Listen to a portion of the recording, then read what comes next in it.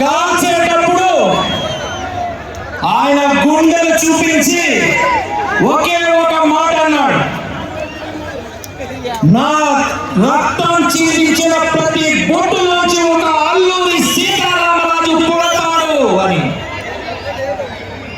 1924 మే 7వ తారీఖున ఆదివాసీలకు ఉన్న ఆశాదీపం అల్లూరి సీతారామరాజు గారు అస్తమిస్తే 100 సంవత్సరాలకి మళ్ళా అదే ఆదివాసీ వాళ్ళు కలిసి 2024 పవన్ కళ్యాణ్ గారిని మళ్ళా గెలిపించుకొని అదే ఆదివాసీలకి సేవ చేసుకునే భాగ్యం, ఆదివాసీల కోసం నిలబడే ధైర్యం కల్పించారు